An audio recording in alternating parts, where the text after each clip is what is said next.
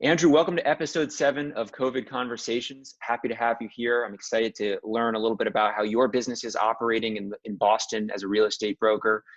Can you tell us a little bit about where you operate and the types of clients and deals that you work on? Yeah, absolutely.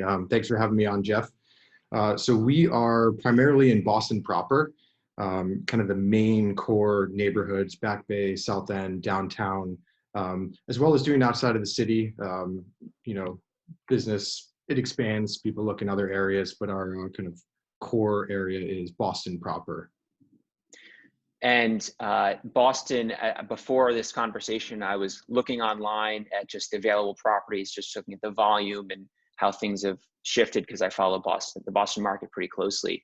Sure. And it seems like there's a lot of inventory on the higher end of the market, and stuff that's coming on that's on the, I shouldn't say lower end because it's still expensive, but stuff that's Right. below $1 million, it comes on, it doesn't sit very long.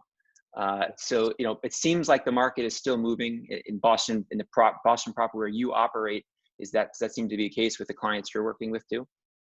Definitely. We've, like many areas across the country, kind of went through a big pause as this whole situation unfolded and people looked at, what are the practices moving forward? What's going to be the impact? The past couple of weeks, we've really seen quite a bit of activity, especially on the buyer front, people coming back into the fold, feeling more comfortable about going out and viewing properties. On the listing side, kind of as you alluded to, we are definitely, the sellers bringing their properties to market who waited are taking their time to get back onto the market. So we're seeing a shortage of inventory kind of across the board, but the higher end, obviously, properties are going to move a little bit slower. Under $1 million price point is very, very active from a buyer perspective, as well as sellers short days on market. Do you think that your clients and buyers in general are becoming more comfortable with the current situation, or they're just getting tired of being cooped up in their home and they want to get out and just when all this, because as far as I know, COVID is still as contagious and as dangerous as it was a few months ago. Sure. And you're seeing people in some states walking around in malls like nothing ever happened. Yep. Is it that your buyers are being more cautious than they were, or do you think that it feels like nothing's changed to them and they're just wearing a mask and gloves now? Yeah, people adapt pretty quickly. And I think there was that period where everybody took a step back and said, do we really want to be making moves right now? But at the end of the day, buyers, if they're looking to purchase a house and they're trying to do it before summer or fall, at some point you have to make that decision. Let's get back out into the environment. And as more information came available in terms of safe practices, real estate in Boston was deemed an essential service, so we have been able to operate throughout this time, but definitely had experienced some reservation from people getting back into the marketplace. Once you kind of say, okay, here's how to do it safely, here are the steps that we're taking as listing agents to ensure that buyers are safe. People are, I think, pretty eager to, like you said, get back to business, get back to their life, whether that is just going out and socializing, or whether it's saying, okay, these are things that we're working towards, buying a home or selling a home or moving, renting. So I'm also a broker. I'm working with a couple clients right now too, and I've noticed that the conversation has shifted with these clients. Some of these clients I was working with in the last season, maybe multiple years ago, and it's just, the weather's warming up, as with the season typically does with real estate. And they're asking, hey, can we see a home? And they're not asking in the same way they used to. They're asking like, are we allowed to see a home? And, managing everyone's expectations, because everyone's cautious about like, hey, can we do it? If we can, how do we do it? So are you having those similar types of conversations, and how has that conversation changed when you are explaining to your clients any new processes or safety protocols that have to be implemented when you're with them or when you're on site at a listing? Yeah, that's a great question. And that is a lot of the work that we've been doing, if you will, over the past couple of months, is really just educating. March, April, those were not times to call and say, hey, are you going to be listing your home this spring? Let's have that conversation. It really has been, hey, how are you doing? How are you dealing with all of this? You know, we are kind of community ambassadors. So if we can help provide information on, you know, what stores are open, what resources are available, and also what are we doing? What are we doing as real estate agents so that we can do the best job, but in a safe manner and keep people informed? I think it's been a time where we've had a lot of uncertainty, and those people who can kind of move forward and be the voice of reason or kind of calm during the storm, people like that. And in real estate, if you're having those conversations and continuing to have them, and then the market starts picking back up again, it really is an easy segue into getting back into business without being salesy, if you will. So I have a showing coming up tomorrow, and right before this conversation, I printed this out to share it with you. And I'm not going to say the listing agents, the listing brokerage, but it's a Sure. document, and I'm not going to quite fully show it to you Yeah. because I don't want to reveal who it's from. But it's 5 paragraphs that I have to sign representing the buyer, and the buyers have to sign, saying essentially that I don't have coronavirus, is how they refer to it. I haven't been in contact with anyone. I haven't had cold, influenza, pneumonia, etc. And we have to sign this and provide this to the listing agent, I guess, before we're allowed in the property, which I suppose makes sense. And it's sort of the new normal, and I'm happy to sign it. Are you, is Compass or is the Sobel group, are you experiencing similar new procedures in place to help shield sellers in their homes, or for buyers as well? What's the new procedure that you guys have in place, if there is one? Sure. So I won't go so far as to say that we've had any legal documents drafted, kind of absolving anybody of liability, as this is kind of a not mutating, but a evolving situation in terms of, you know, exposure, liability. We have seen a little bit in terms of purchase and sale contracts, mostly with regards to delays that are caused, and then the attorneys are naming COVID-19 related issues to kind of encompass aspects where, you know, smoke inspection may not be able to be performed, which happened a couple times over the past couple months. So those have been really the biggest kind of, on from my optics, the legal side of things. The overarching, you know, the governor has their policy, the towns have their policy, the buildings, individual buildings have their policies that they can implement. But from an agent side and from a brokerage perspective, it really just kind of comes down to abiding by those overarching policies. Being very considerate, wearing face mask, wearing gloves, using hand sanitizer, and also just being conscious of saying, you know, we're not hosting open houses, even though we technically could. It's something that we're just following the overarching.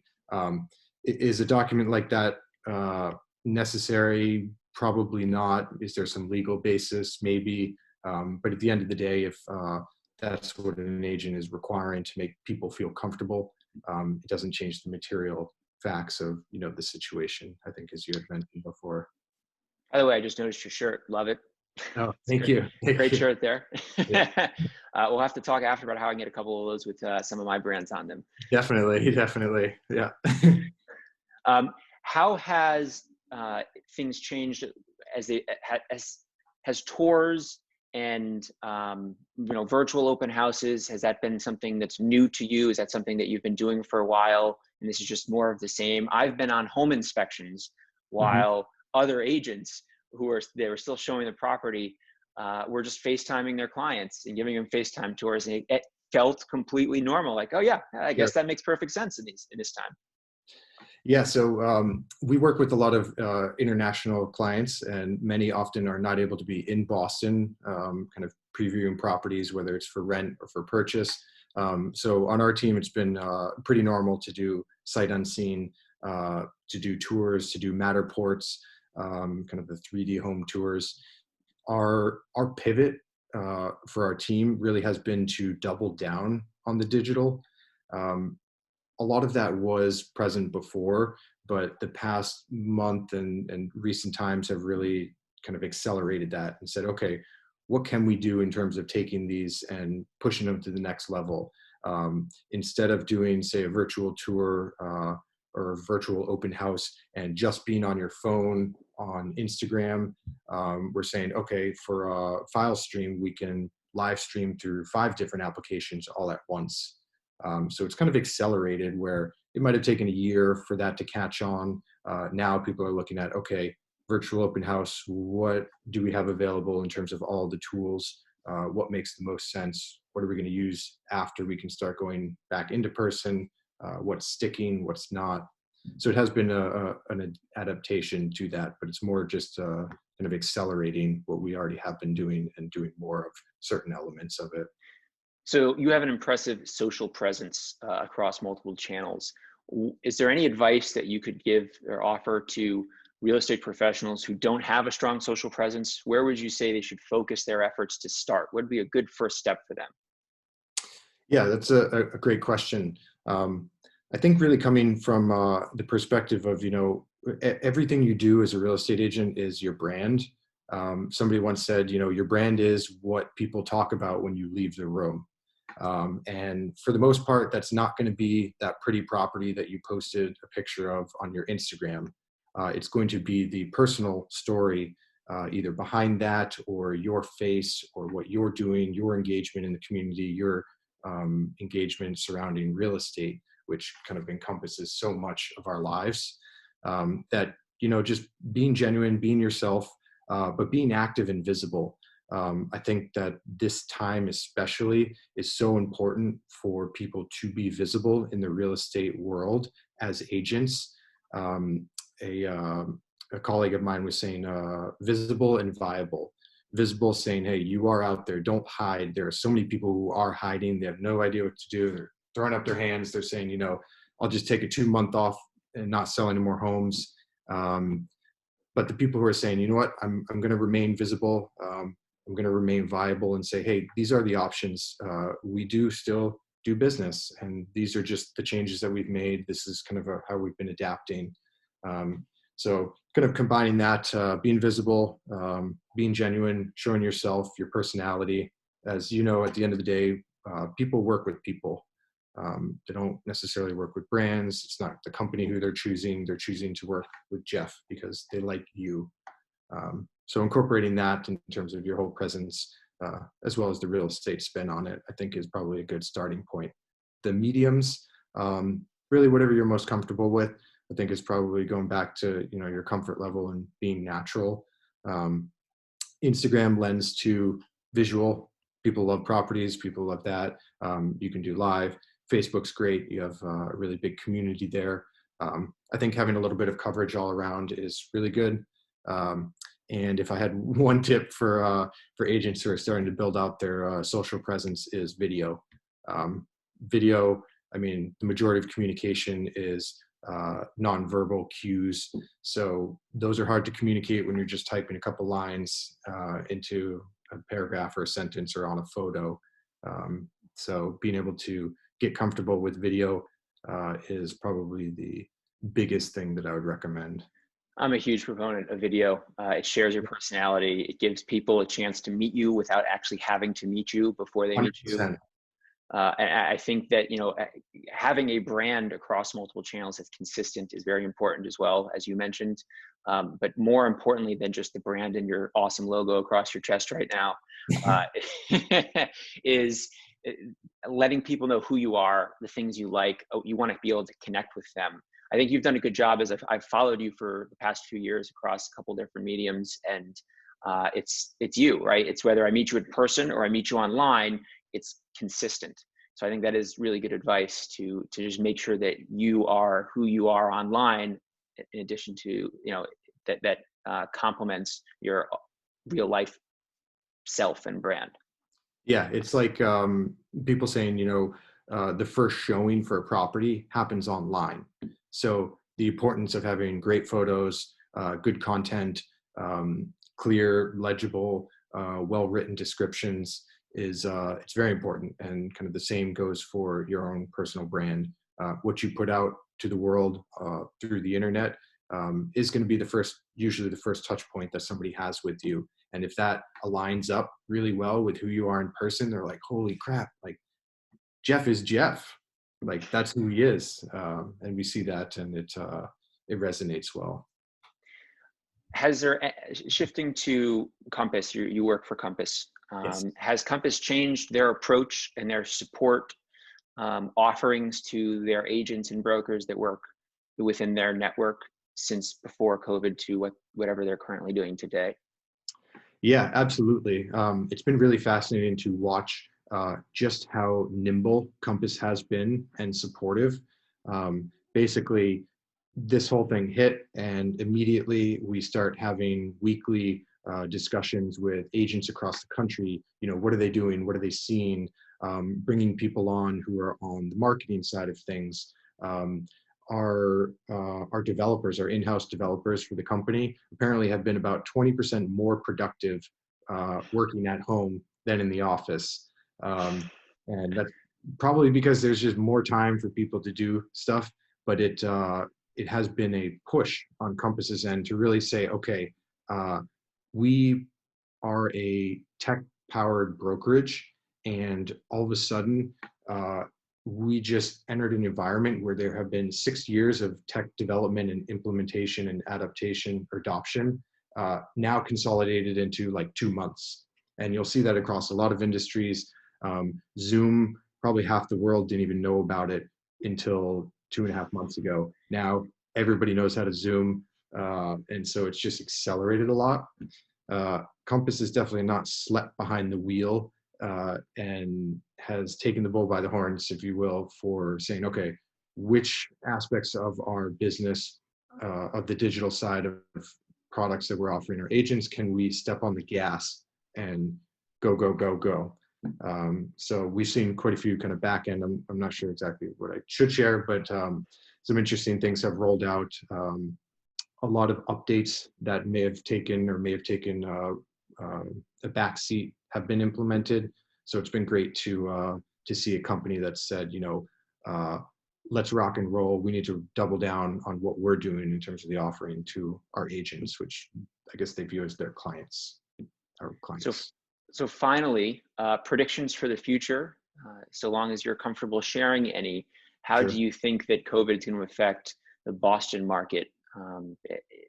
Whether it's high end, low end, people will be moving out to the suburbs. Do you think that'll be affected at all? Yeah, so I think that's going to answer that question, you have to look at what are the elements that kind of keep Boston a strong market. It's historically been very strong over the past decade, has really fleshed out into quite the city, the international city, and looking and saying, you know, what aspects of COVID have changed life in Boston? Are the universities less likely to have students coming into the city? Because that's a big driver of especially the rentals, but people stay. What industries might be negatively or positively impacted by the virus that affect whether people want to buy, sell, move in, move out of the city? I think overall, I am quite bullish on Boston. There are a lot of fundamental industries and businesses that kind of create the foundation for why Boston is so attractive. A lot of it is the medical. We have pretty stout financial entrepreneurship and VC, as well as the educational facilities. And those are not to say that they're recession proof, but they are more resilient during times like this. So in terms of like a market itself, I don't think that Boston is going to be significantly impacted. On a kind of zooming in, you might have more people interested in outdoor space, which already people highly valued in Boston. Has like a small roof deck, this or that. People love that. So elements like that, I'm sure we're going to see like a percentage increase in terms of people saying, well, no, I need to have outdoor space if we ever go into lockdown again and I'm in a 600 square foot apartment that has one window, like not going to happen. So they're more conscious of that. We do have some trends for people coming from like the South End out to the suburbs to have families, and then empty nesters coming back into the city. I think we will have some people second guessing or really taking a look at, you know, what's the timeline for that?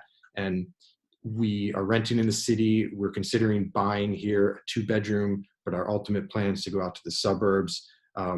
I've been having some conversations with people saying, you know, we might accelerate that and just start looking for properties out in the suburbs instead of kind of having that skipping that transitional property. So I think those are like the small elements, but overall, Boston seems to be pretty resilient. Our number of listings and contracts going under has, we're not lagging too far behind. We're not doing quite as well as DC, the DC DMV area, which basically their business just kept going, continued to keep going. Areas that are hard hit, like New York, there was like a hard pause, and people will be kind of gradually entering back into the market. But overall, quite bullish on Boston. Excellent. Well, Andrew, appreciate your time and insight here, and maybe we'll be able to check back in a few months to see how accurate these predictions are and what's new in the industry, especially here in Boston. So thanks for your time. Yeah, absolutely. Thank you, Jeff. I appreciate it.